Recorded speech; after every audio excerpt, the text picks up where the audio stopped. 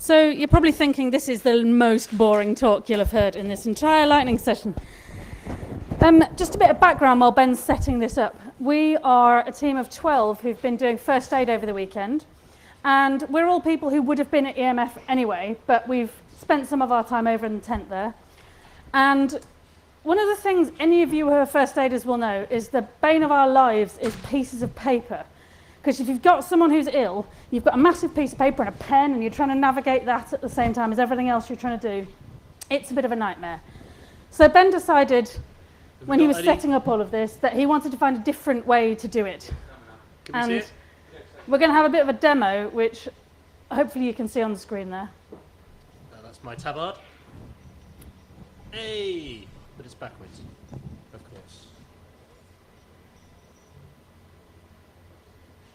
We good? There. There you go. Okay, so have I got a mic? Yeah. Hello. Excellent. So, like a lot of people, someone turned around to me on IRC and said, "Quick, everyone should go to Curry's because they're selling nooks off cheap for 30 quid." So everyone goes away and buys them and then does nothing with them, leaving them in their desk drawers, including me. So we had a bit of an idea that we should probably use this to do all our patient report forms on, because we didn't want to carry around lots of big bits of paper.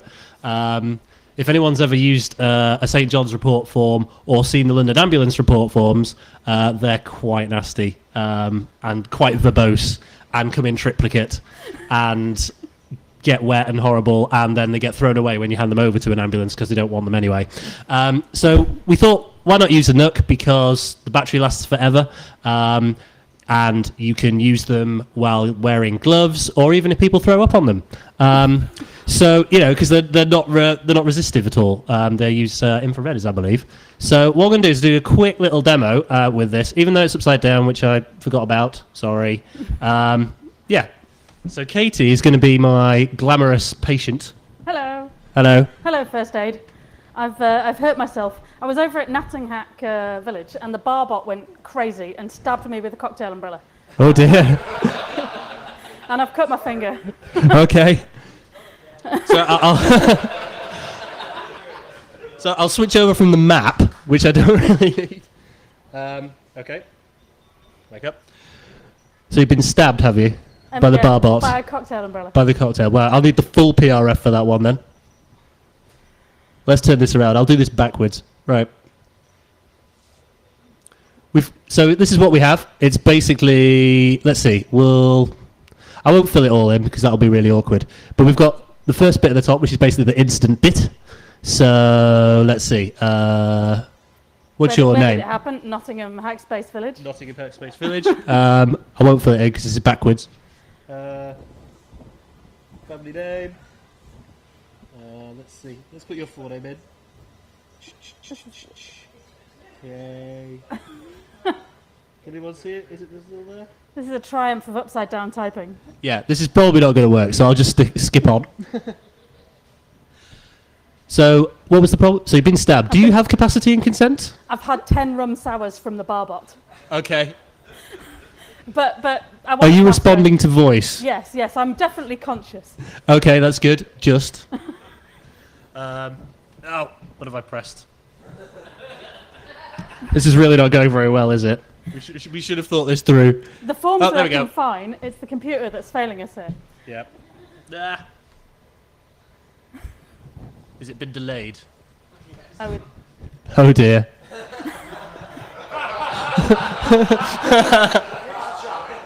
It's worth saying. Hold on. It's worth saying that we've been running this system over the whole weekend, and this is the first time anything has gone wrong with it. It is. Apart from a really weird bug that we had at the beginning, which was that for a minor injury, it came up saying the patient had lost consciousness. So we had to correct that because we didn't really have anybody losing consciousness and when they'd cut their finger. Okay. All right, that's a little bit better. Okay, so essentially, yeah, you've got that, which we filled in. So, are you on any medications, or do you have any known allergies? I've had 10 rum sours, but nothing else. Okay. So you can you do this lovely blurring thing when you scroll across the top. It's kind of bizarre to see.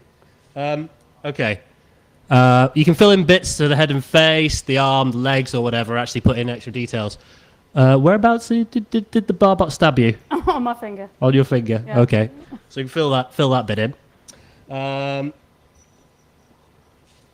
Moving along. Observations is an interesting one. Should we take your blood pressure? Do you think we need to do that? I may have lost a lot of fluid. Okay. Fair enough. So we can start filling in things like, do we give them any oxygen? Is it painful? Responses? Things like that. And we can keep doing that over time. Aha, treatment. So what should we do? Plaster? I think that'll do it. Fair enough. Can I have another rum sour as well? Yeah.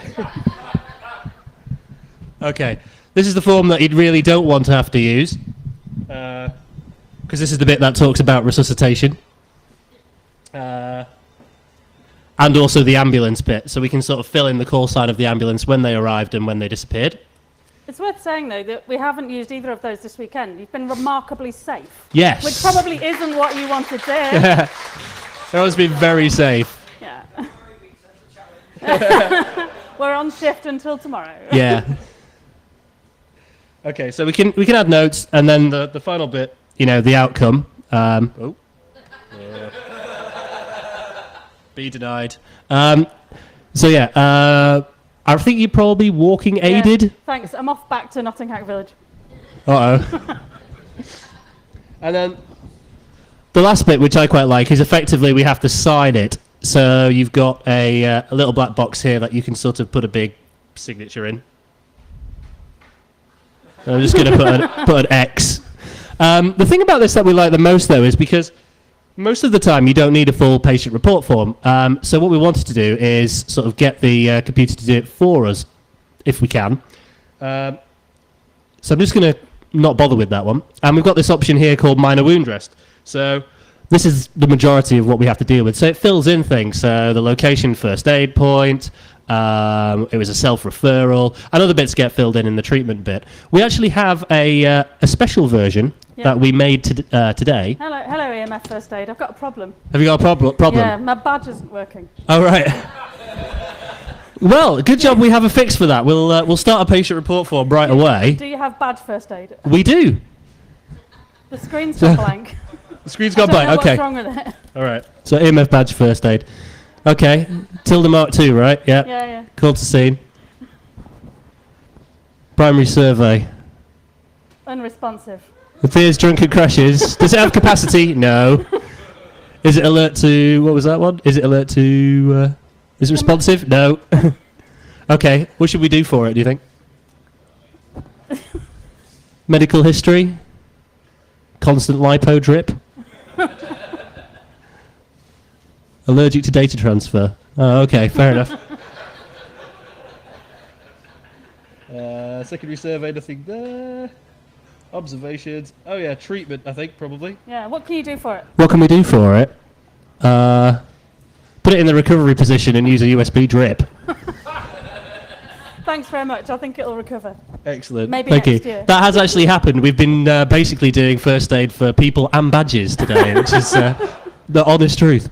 And then at the end of it, what we basically do is we sign it off, as shown before.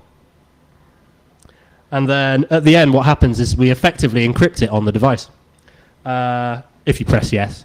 And what that does is it will encrypt it on here, and then we just effectively take it off manually. We haven't connected these to the Wi-Fi yet, but it turns out that at other festivals like Reading and Glastonbury, they also have internet as well as here at EMF, except, well, it's not really internet, it's their own personal Wi-Fi for medical. So we designed these to be used in a field where you've got nothing, and no power, no internet, or anything. But actually, it might be, there's a lot more work to be done on this, but we might actually do it so that we can have them all sent off to somewhere secure and be reviewed later.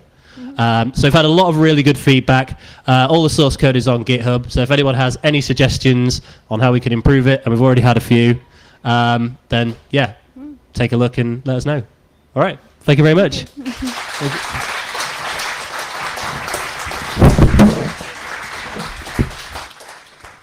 Thanks, guys. Any questions? Got one. At the front. Oh, what's it written in? It's Android, actually. 2.3.3, I think, is the version on the NUC. Yeah. Hello. Yes. Awesome.